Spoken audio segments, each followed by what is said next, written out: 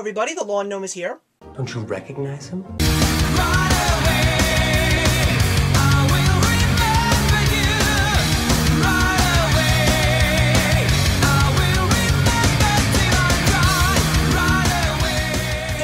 Oscars have passed us by. Before they actually happened, I wanted to make sure that I was able to try and see as many of the Best Picture nominees that I could. Luckily, I stumbled upon a very exclusive HBO special. It was like a 2-week thing, and I managed to see Wes Anderson's The Grand Budapest Hotel. I have never truly been a fan of Wes Anderson's films. I mean, I know they exist, and I know that so many people just talk very interestingly about these films because of Wes Anderson's unique style. The best way for me to describe Wes Anderson's style is Tim Burton and Monty Python had a love child. Bright colors and very whimsical stories, so much awkwardness and weirdness, yet you just can't stop being enticed and enthralled by this visual spectacle that you see.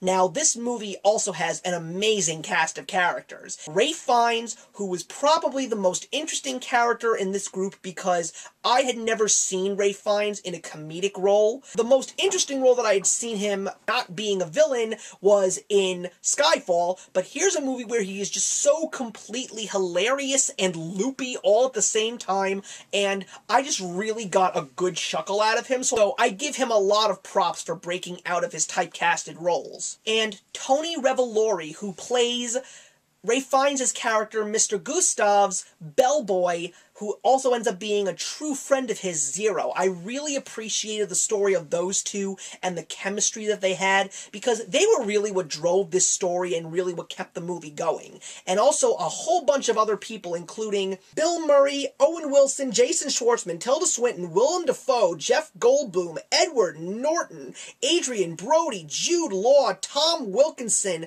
Saoirse Ronan, Harvey Keitel, and of course F. Murray Abraham. Each and every one of these people just had a very unique role to play in this movie, and it was very, very entertaining and funny. And one of the few things that I will say about Wes Anderson is he truly knows how to make the ordinary extraordinary. This could have been one of the most plain and boring films that you would have ever seen, but because this was directed by Wes Anderson and it had such a colorful cast, and I'm using the term very loosely because, God, the colors in that film were glorious. All of it made this movie move and really made you feel entertained while you were watching it. The only thing that I would say that I did not like about this movie was this whole thing that Wes Anderson does with breaking the fourth wall, I suppose. When people are having conversations with one another in these films that he makes, he always just seems to have the camera facing the person who is saying the dialogue, so he's or she is kind of looking just at the audience, so it kind of makes you feel that you are talking with this character as opposed to the other character, and I think it was a little too overdone, and it was also a little annoying. It's like they were just standing there and telling stories, and this is not story time, guys. I'm trying to watch you engage yourself with other members of this cast, and I'm trying to watch this story unfold. And the other thing I really didn't appreciate was the fact that he really worked on these wide-angle shots and gave a lot of space. Now, granted, it really made all the scenes pop, and it really made a bigger scope of the whole story, but I don't understand that when the main focus of a scene in a movie is supposed to be two characters having a conversation, you don't put them in the far left-hand corner of the screen and just have this whole void of empty space. I just don't understand that, and I just don't think that that works for me as someone who enjoys going to movies. I admire Wes Anderson's innovation. I understand what he's trying to accomplish because, truthfully, there are very few directors out there that do what he does, but I kind of feel that those unique things about him really took away from him.